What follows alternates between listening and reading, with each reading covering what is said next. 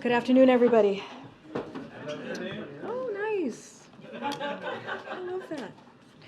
Okay, so this afternoon, as you all know, the President will convene his Competition Council to mark the second anniversary of the Council's work to lower costs for the American people and strengthen our economy. Promoting competition to lower costs and support small businesses is a central pillar of Bidenomics. As the President says, capitalism without competition isn't capitalism, it is exploitation. Without competition, costs add up. One study found that higher prices and lower wages caused by lack of competition cost the median American household as much as $5,000 annually. The President's Competition Council continues to deliver results. The Department of Agriculture is helping lower food prices with a historic partnership with over 24 bipartisan state attorney generals to promote competition and crack down on price gouging in food and agricultural markets. Zillow, Apartments.com, and AffordableHousing.com answered the President's call to eliminate hidden junk fees by committing to show prospective renters all fees up front. And the Department of Justice and the Federal Trade Commission are proposing updated merger guidelines to protect the American people from anti-competitive mergers. This follows bold actions we have taken to eliminate junk fees, hidden junk fees, and high costs in air travel, healthcare, banking, and hearing aids that are all saving families hundreds and sometimes even thousands of dollars a year. The Council's work is another example of Bidenomics at work, that is lowering costs and creating a more level playing field for small business entrepreneurs and also workers. Another event that is happening here today or happened earlier is we had more than 90 state legislators from across the country that came to the White House for a state convening on child care with First Lady Dr. Joe Biden, and also the Director of the Gender Policy Council, Jen Klein, the Director of Domestic Policy Council, Neera Tanden, and the Director of the Office of Intergovernmental Affairs, Tom Perez.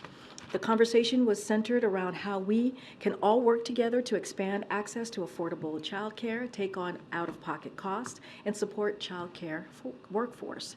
We hosted today's convening because the Biden-Harris administration understands that high-quality care is fundamental to families across the country. And the implementation of care depends on the states. States determine who is eligible for child care assistance, how much parents will pay out of pocket, and how much child providers are reimbursed. And now, thanks to the actions taken by this administration, states have even more avenues to improve child care access, affordability, and also quality. As the President has said many times, no parent should have to choose between caring for their children or the paycheck they rely on to take care of their children. This work is more important than ever, and we will continue to take actions that provide relief to working families, that breathing room that the President talks about often as well. Now, turning to Ukraine, some news there. The Department of Defense announced a new security assistance package to support the people of Ukraine as they bravely defend their country. This package includes more critical air defense capabilities, such as National Advanced Surface-to-Air Missile Systems and additional systems to help Ukraine shoot down Russian and Ukrainian drones. The package also includes additional artillery rounds and mine-clearing equipment, as well as unmanned aerial systems and equipment that will help Ukraine better protect its ports. These latter capabilities will become increasingly important, especially now that Russia has pulled out of the grain deal and has renewed attacks on port cities, as we have seen over the past 2 days. The weapons and equipment we are announcing today are being procured by the Defense Department for Ukraine through the Ukraine Security Assistance Initiative as part of our commitment to strengthen Ukraine's military over the near and also long term. As President Biden made clear in Vilnius last week, the United States is committed to supporting Ukraine alongside our allies and partners now and for the long future as we head into the future, clearly. Finally, one last thing. As many of you know, the Women's World Cup begins in less than 24 hours. How exciting.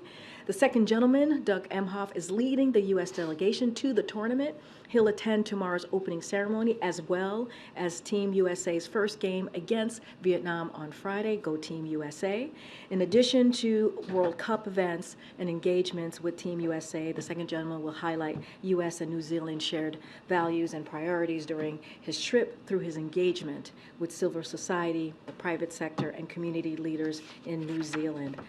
The second gentleman will also deliver remarks to young women and girls as part of a panel discussion on gender equity and women in sports. He is, of course, thrilled to be there representing the administration and, of course, rooting for Team USA. As the president said himself, this team epitomizes what it means to be champions, and we are all rooting for them here at the White House. I know you guys were probably waiting for a Tuberville topper, but I don't have one for you today. Amr, hi, good to see you. Good to see you too. Could you walk us through what efforts have been made over the last 24 hours or so by the U.S. government to contact the North Korean government about Private King? And has the U.S. been able to ascertain where he's being held and his condition? And is there any further understanding about his motivations to flee or his state of mind at that moment? So all good questions, Amr. I have a couple things at the top just to share so that folks are all tracking. As you know, yesterday the Department of Defense notified the next of kin. And so, as you mentioned, identified the individual as U.S. Army Private Travis King.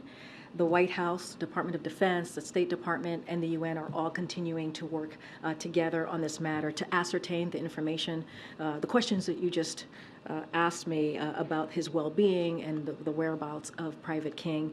We are still gathering all the facts. It is still very early on. I believe the Secretary himself of the Department of Defense said yesterday it might take us a little bit of time to ascertain all of that information.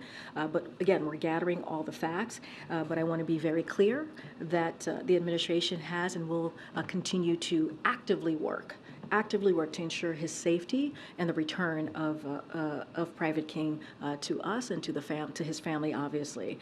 So that includes what we're doing is outreach to the administration of Sweden and also South Korea as well on this matter. The Department of Defense, as I mentioned yesterday, has been engaged and having communications with its counterparts, the KPA, on the well-being of Private King. Again, we're working to ascertain all the facts, all the information that we can.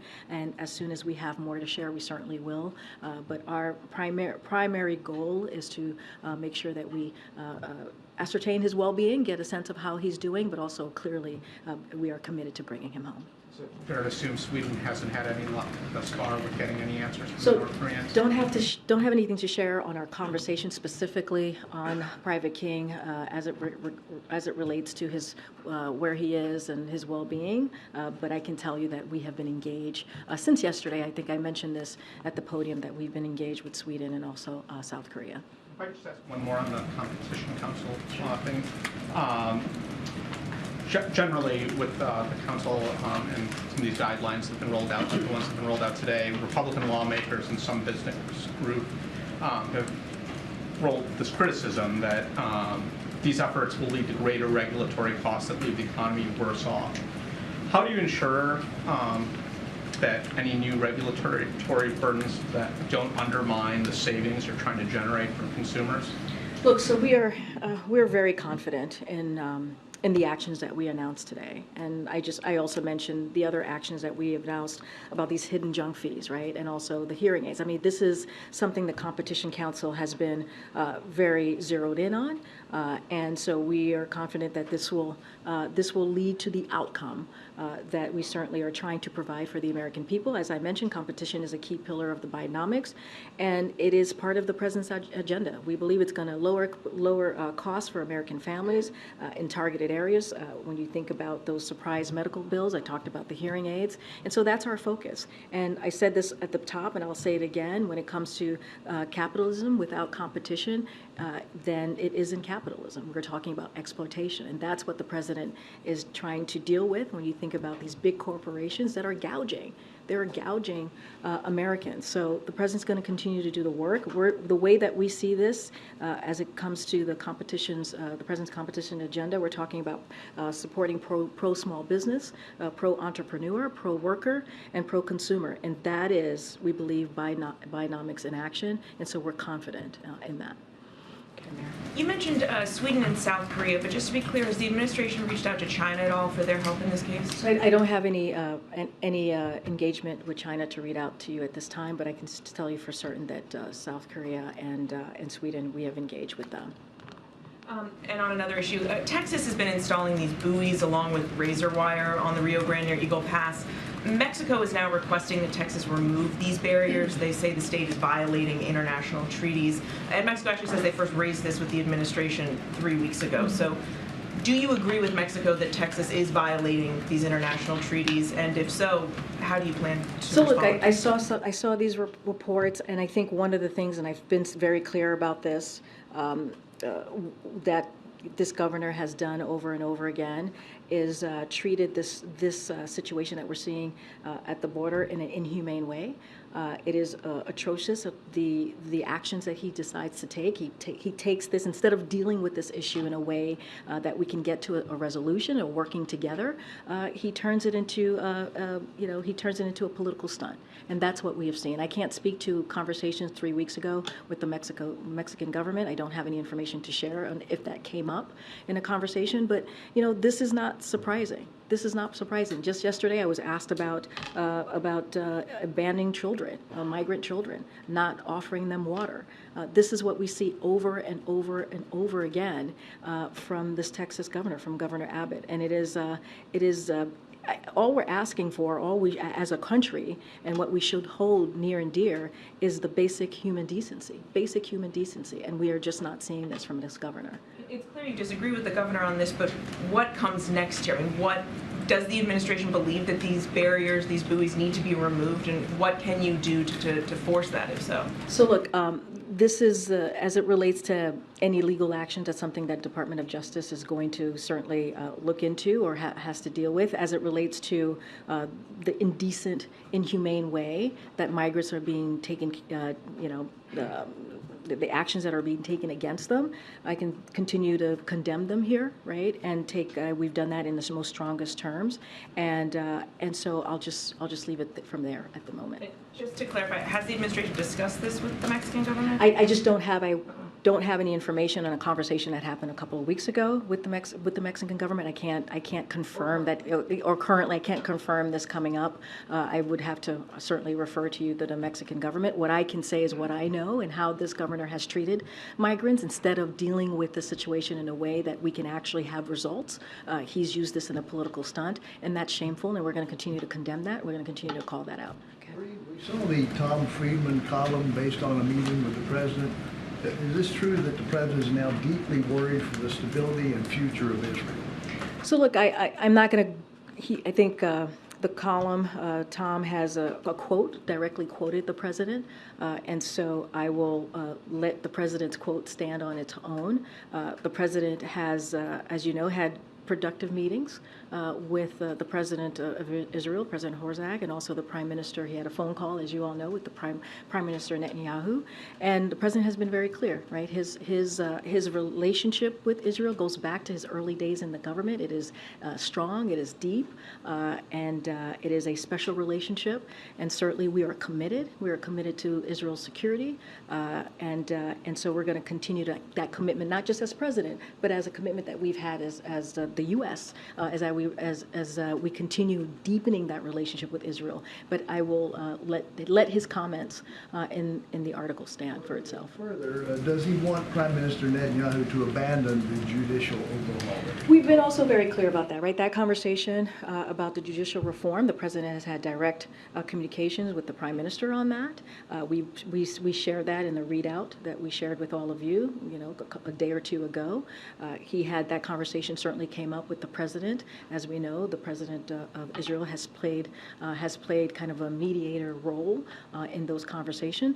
The president, we've said, when it comes to our relationship with Israel, the U.S. relationship with Israel, at the core is democratic values, and that's what we believe. And any changes, any major changes, certainly needs, and it says it in this article, you need a broad consensus to make any changes. And so that says it in the article. The president has been very clear. I have been very clear. We've all been very clear as it relates to the judicial reform. Thanks, Karine. You said moments ago that the U.S. government is actively working to ensure Private King's safety and his return to his family here in the U.S. But by all accounts, Private King ran across the border. So what if he doesn't want to come back home? So look, I'm not going to get into hypotheticals on that. Right now, we are very much at the beginning of this investigation. We're looking into it. I mean, we said it was done willfully.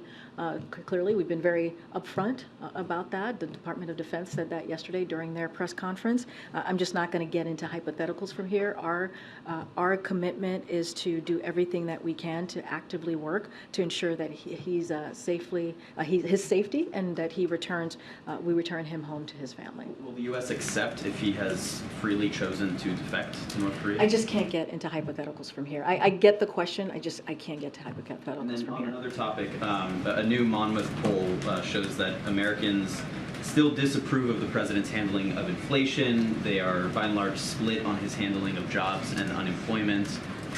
So a few weeks into this new Bidenomics push, how do you rate how you guys are doing? So look, the polls don't tell the whole story. They don't tell the full story, and we understand that. The data shows the combination of unemployment and inflation is a near historic lows.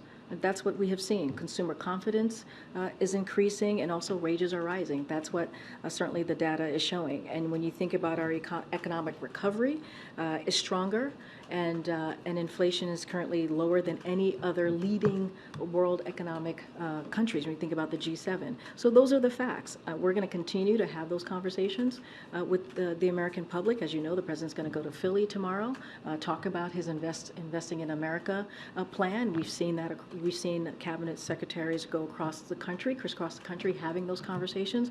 But as we believe it, the polls don't tell the entire story, and so we're going to continue to have the conversation. We're going to continue to have a conversation with the American people. It's going to take for the public I mean, to start. I don't have a timeline for you, but we know, just looking at the midterms, right, the results of the midterms, Americans want us to continue to work and build on the historic actions that we have taken. They want to see lowering us continue to work, the president continue to work on lowering costs. That is what matters to them, focusing on the economy. We're going to hear from the president very shortly about his competition council and what they have been able to accomplish on dealing with hidden junk fees. All of those things are important, and we've seen very good stories from some of you speaking about the technical kind of apparatus of it, how this is going to work, and how this is going to benefit the American people. So, look, we're going to continue to talk. We're going to continue to share our message. We're going to continue to be out there, and you're going to see that from the president in about an hour or so from now. Go ahead, Kelly. Any expectation that at the congressional picnic tonight, your two most frequently mentioned of late Republicans, Senator Tuberville or Marjorie Taylor Greene, would be in attendance? And has the president made any effort to encourage them, especially Tuberville, to come for even a casual relationship-building moment over the impasse you have with the military policy? So I don't have a list of who's attending. As you know, there are a lot of members. At least in the House, and certainly there are about 100 senators on the other side.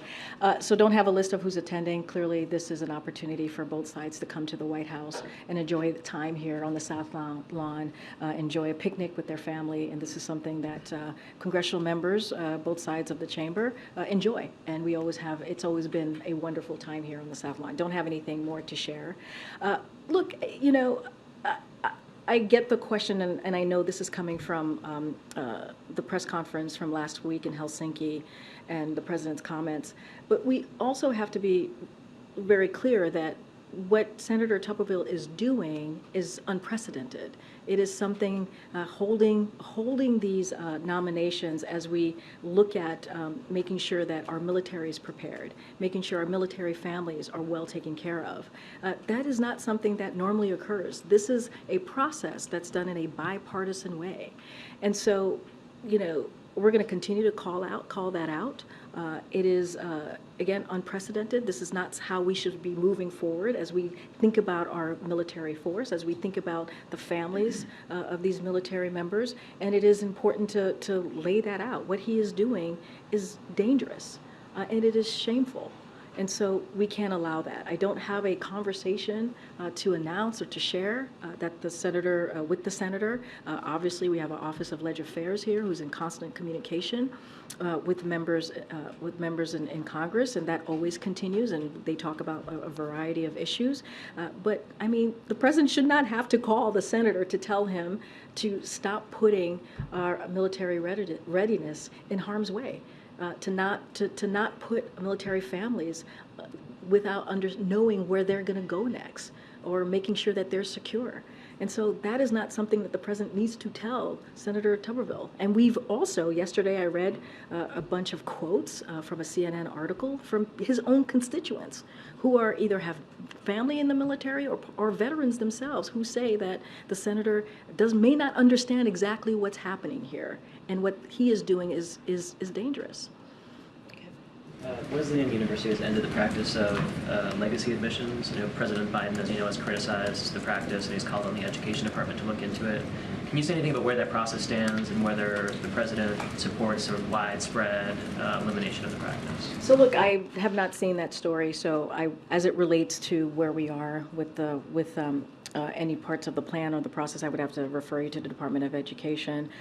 This is something that I just haven't had an opportunity to talk with folks here about, so I don't have anything further to share on that piece. Just on another issue, two senators, one Republican, one Democrat, are preparing to introduce legislation that would ban federal executive branch employees and lawmakers from owning stocks in individual companies. Has become an issue and a potential conflict of interest. Does the president support that concept broadly, that you know, members of the administration and lawmakers shouldn't own individual stocks? So look, I think we've spoken to this before. As you know the president. You've seen the president's his own kind of where he stands on that himself personally on when it comes to stocks, and him, of course, not owning stocks, and where he is. And we've been very clear about ethics here. We've had a very stringent kind of process as it relates to ethics and as it relates to staff here. So that hasn't changed. We've kind of laid that out and been very clear on that. As it relates to this bill, I haven't seen the bill. I haven't talked to the Office of Legislative Affairs on it, so I don't want to get ahead of that. Thanks, Karine. On Tuberville, he spoke to the defense secretary yesterday. He said afterwards it was a good call, but that nothing has changed. What is the next step? Are they planning to speak again? Does anyone have plans to speak to him again? I mean, look, the next step, that's up to the senator. I mean, this is something that he's doing. He's holding these nominees. He's holding America's military readiness. That's what he's doing, as well as service members and their families. He's holding them hostage. It is divisive. It is a political stunt. It undermines our national security. This is something for the senator to speak to and answer to. Why is he doing this? And so I don't have any calls to read out. Clearly, this is not the first time that the secretary has either reached out or spoken to him. This is something clearly that the secretary, as the Department of Defense, these are the people that he is in charge of, right? And so it is just shameful that he continues to do this. And we have been very clear. We call on Republicans in the Senate to speak up, to speak out, and not let this process, which should be a bipartisan process, be hijacked by one person. On that front, does the White House believe that Republican leaders in the Senate have any particular responsibility or any specific leverage to get him to change his mind? Look, we think that they can. We think that they can speak up and speak out. We think these Republican senators in Congress that it's important to do this, that they actually speak to the senator and ask him what is going on. Why are you doing this? This is not how we should move forward. And as it relates to our national security, our military force, our military families, and so we believe that they have it is on them as well to speak up. But obviously, lots of people have spoken to him, and he hasn't changed his mind. Do you believe there's anything else that Republican leaders or rank and file in the Senate can do to try to influence his position? I understand the question, Nancy, but it's a shame that we have to ask this question. What else can be done to get this one senator who's holding our military readiness hostage, our military families hostage? What else can we do to change their mind? That shouldn't even be a question. This should be done in a bipartisan way. We should not be holding our military force hostage. And I mean, that's why almost every day, every press conference this week, I've called this out. We've called out Senator Tuberville because we're trying to send a message to him to say, hey, this is not the way we should be moving forward. This is unprecedented. We even had, at the podium yesterday, as I just mentioned, we even had quotes from people, we're talking about his constituents, veterans in his own state. Not only that, military families in his own state saying this is not okay, that he may not fully understand what is going on here. And so it is, it's so disrespectful to the sacrifices that our military force is making, the sacrifices that our military families are making. This cannot continue. And so this is something that he has to deal with. Are there any calls or conversations that you can read out between the White House and Republican leadership about this? I don't have any calls to read out at this time. Okay. On U.S. investment in China, there's an executive order that's been in the works. Question on the timeline, are you confident that we'll see that EO by, say, like the end of August? So don't have anything new on the EO to preview or timeline to preview. It's a complicated process, as I'm sure you understand, and so we want to make sure that we get this right, and it takes some time. What I can say is that making progress in formulating an approach to address outbound investment in sensitive technology, particularly for transactions in critical sectors that could undermine America's national security. So we're trying to formulate that approach, but it's a complicated process. We want to get it right, and once we have more to share, we certainly will share that. So yesterday, Illinois moved to become the first state in the nation to eliminate cash bail. And I wanted to ask you about this specifically because during the 2020 campaign, I know that then candidate Joe Biden had described cash bail as a modern-day debtor's prison, and so I wondered if you could give us an update. I know we had promised to eliminate it, on where efforts stand at a nationwide level. It's a good question. Don't have anything specifically on what our efforts are on cash bail. I would have to get back to you specifically on the plan, but I don't have anything. The president's stance has not changed. Can I also ask, in this debate in the state of Illinois, there were prosecutors, law enforcement who essentially said that this would lead to a more dangerous climate in the state. I wondered if you all have a message to law enforcement who do have concerns that eliminating cash bail could lead to more danger. So look, one of the things that the president has always been very clear about as we're talking about the economy, as we're talking about building an economy that doesn't leave anybody behind, right? That has equity at the center of it. This is part of that, right? Making sure that we treat people fairly, and so certainly that is part of that. And we think about racial injustices, inequality. This certainly plays into that. I don't have anything new to share on that particular issue as it relates to cash bail, but certainly the president stands. I just don't have anything new to share on that at this time. Okay. Is everyone invited to the congressional picnic? Were all members of Congress invited? I believe so. I think that's usually the way it works, that all members of Congress are indeed invited. I don't have a list in front of me, but I believe it is a congressional picnic, and I believe all sides are invited. We're not picking who gets to come and who doesn't get to come. Right, but if somebody's not there, we can interpret that they declined the invitation rather than that they weren't invited. I believe so. I want to be very mindful and careful, but I believe so. That is indeed the case. Okay. And then I was also curious if the president has ever spoken with Senator Tuberville.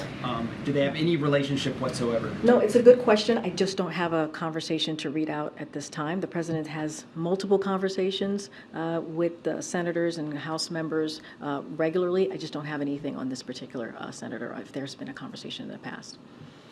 Okay, Anita.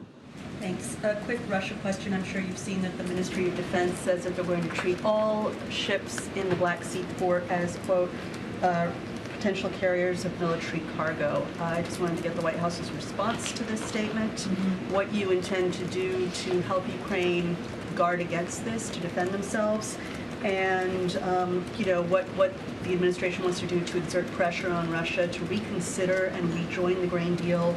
And do you see any alternatives to get these essential goods out of Ukraine? So, I mean, a couple of things as far as what we're doing. So we're going to continue to support Ukraine's effort to get Ukrainian grain to the markets that they desperately need it. I just talked about a new announcement from the Department of Defense, which also is going to include what part of that actually speaks to the grain initiative, right? And so I spoke to that at the top. But a couple of things is providing financial support and supplies for Ukraine farmers, such as seeds and fertilizer, as well as help with crop storage and processing needs. In fact, the administrative powers in Ukraine right now and announced this week that the United States will provide another $250 million for the AGRI Ukraine initiative to help Ukraine's farmers produce, store, and export agricultural products and grain to the world.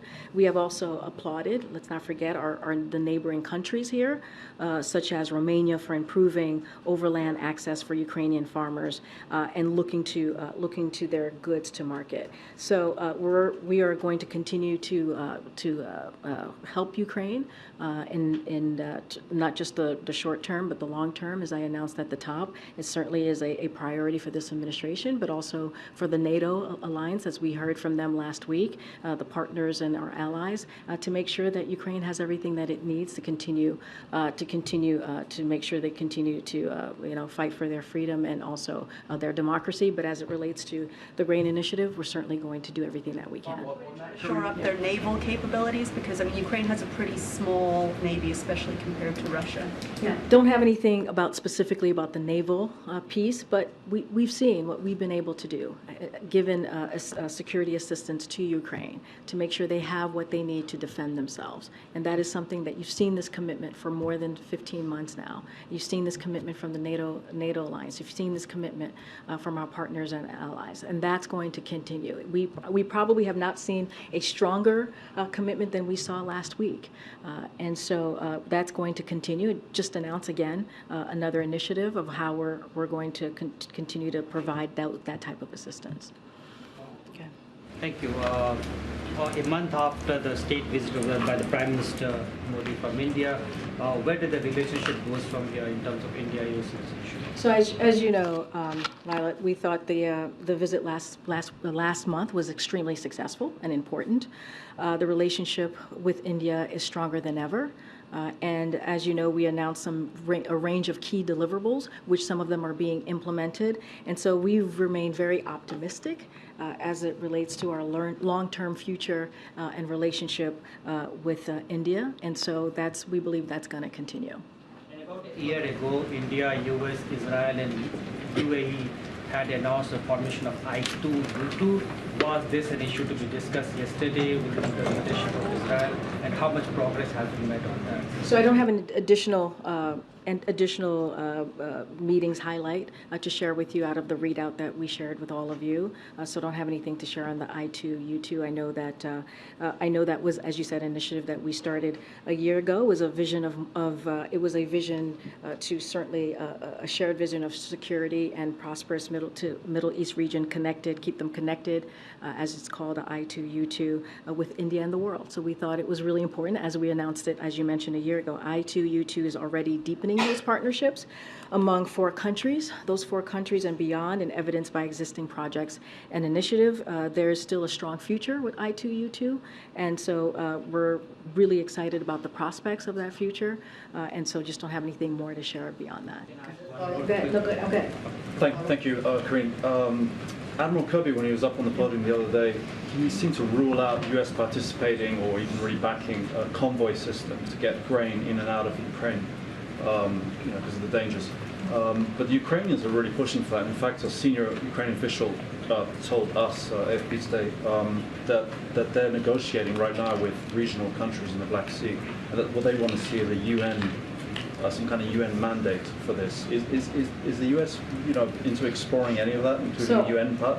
I mean, the Admiral answered this question. I don't have anything else to share beyond what he laid out on that particular question. And we get it. We hear what the Ukrainians are asking for. Just don't have anything else to share. I just laid out 3 important pillars, if you will, of how we're assisting right now with this grain initiative no longer certainly existing, how we're going to help Ukrainian farmers. I just talked about what the Administrator Power said this week about the $250 million for the Ukrainian initiative to get Ukraine farmers produce and store and export agricultural products and grain to the world. So that is really important. So we're taking steps to help in ways that we can. We've been very detailed about those steps that we're taking. As far as it relates to your question, I just don't have anything beyond what the Admiral shared a day or two ago. Okay. Thanks, Karine. Several Democratic senators wrote a letter to student loan service providers this week saying they're concerned about whether they're going to be able to handle the restart of payments this fall. And they're citing what they say is a heavy workload and the weakened ability of these providers to deal with all of this because of layoffs and the big transfer of borrowers during the pause over the last 3 years. Does the administration share those concerns, and has the White House spoken to those senators about what the federal government might be able to do to alleviate some of these problems? So one of the things I can say is as the pause is going to be lifted, the Department of Education has been in touch with certain administrators to see what we can do to be helpful. Don't have any calls to read out with the 2 senators that you list out, but it is something that the Department of Education is aware of and wants to make sure that we do this in a smart and effective way. I don't have any details. I would have to refer you to the Department of Education, as certainly they are running this process. When the student loan process was all announced a couple weeks ago, there was that 12-month on-ramp transition period, which was certainly framed as a way to help borrowers as they restarted their payments. If they missed a payment, that they wouldn't default on their loans. But could this end up helping the loan providers if they're dealing with the flood on their end and helping them more so than the borrowers? Well, it was designed to help the borrowers. That was the whole idea of announcing the 12-month ramp. That's what it's designed to do. That's what we want to make sure that we understand, that it's going to take folks a little bit more time, and they do need a little bit of that breathing room. And so we believe that it is going to be beneficial to the borrowers. We believe that it's going to be, it's an option that is certainly needed for many borrowers. So that's how we moved it forward. That's how we're looking at it. And so we believe, again, it's going to be something that the borrowers will benefit from as we're getting them back into this loan process. Hey, thanks, Karine. On the Competition Council coming in later, let's take a look at the rental fees part of this. You're offering transparency on that, as you have with a number of programs, but some Americans have been waiting more than a year and a half for actual prices and fees to come down. So when will the prices and fees come down? So look, I think when you look at what we've been able to do, the actions that we have taken, I talked about the hearing aids, right? I've talked about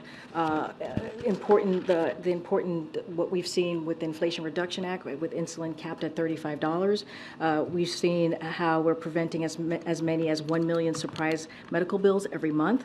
Americans are saving $5 billion a year on overdraft fees, and consumers are better able to comparison shop to get the best deal on apartments and event tickets. And that's something that we're seeing today when we look at when we put the junk fees, making sure that's upfront. And so consumers are able to look at what the junk fees are and make a decision that is good for them. And so that is incredibly important. So we have seen results. We have seen real results from what the actions that the president has taken to lower costs for the American people. And this is something that the president says he's going to try and figure out how to do that. And so we're going to hear from him again, and he's going to lay out the Competition Council and these announcements today, as I did at the beginning. So look, we understand housing affordability is a challenge for families.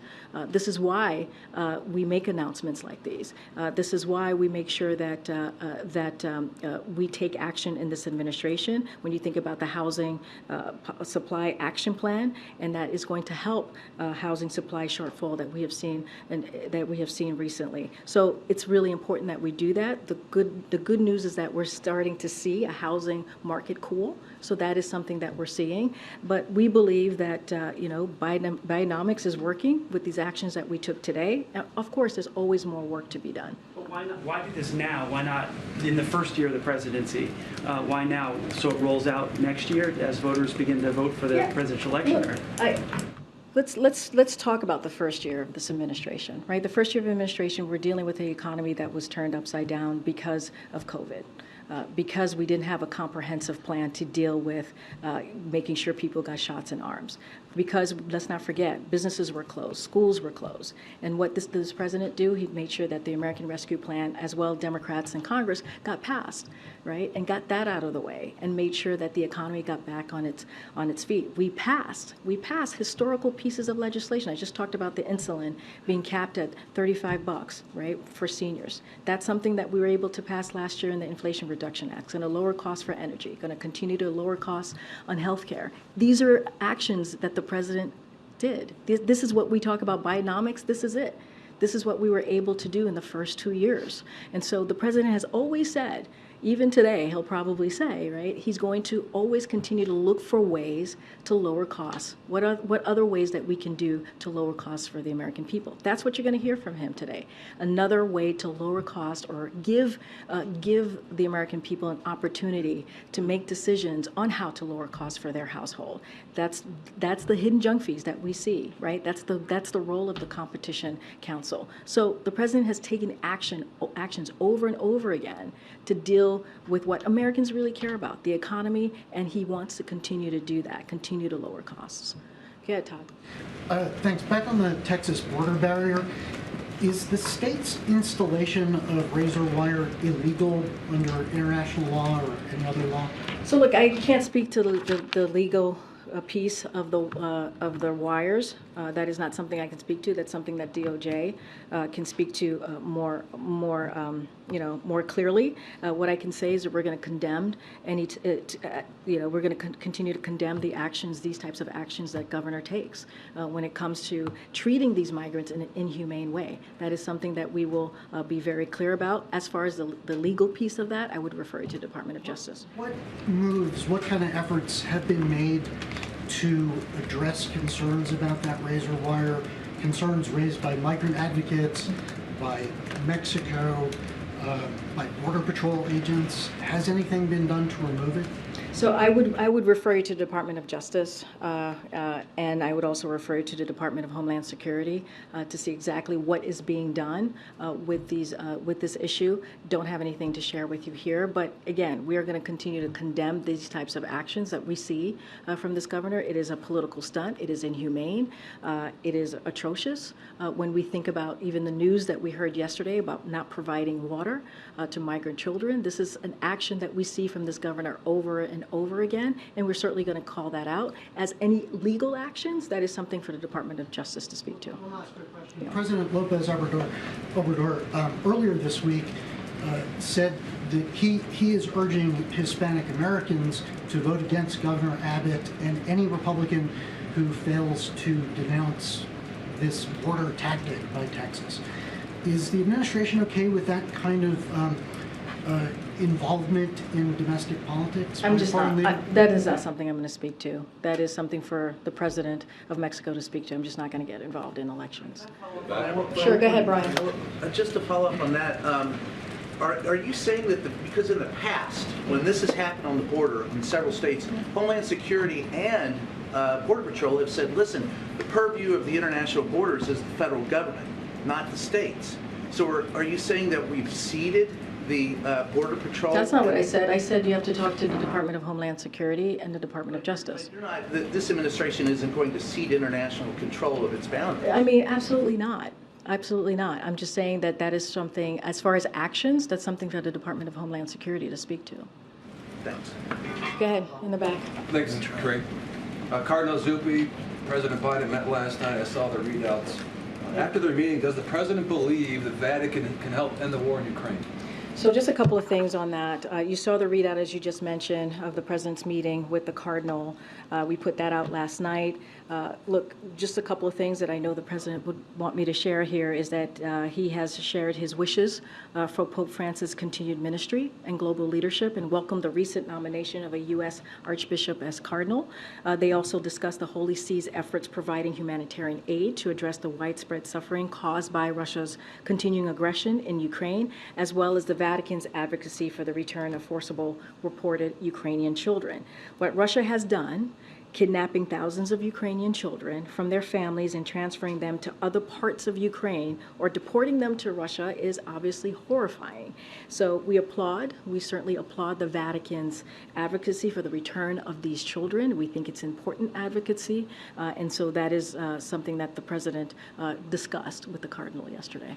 Real quickly, did the use of cluster bombs come up? The church, the Pope against those, obviously. Did that come up in their conversation? I don't have anything beyond the readout from last night. Go ahead, Courtney. Thank you.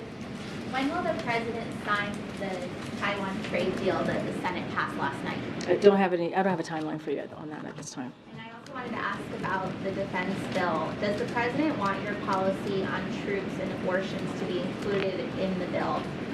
For example, would he want the bill to codify the policy or not touch it at all? What I can say is the president wants a piece of legislation that is bipartisan, as we've done historically in the past. That's what the president wants to see, a bipartisan piece of legislation.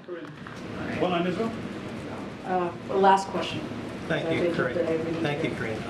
At the top in the statement, you talked about a new weapon system that the U.S.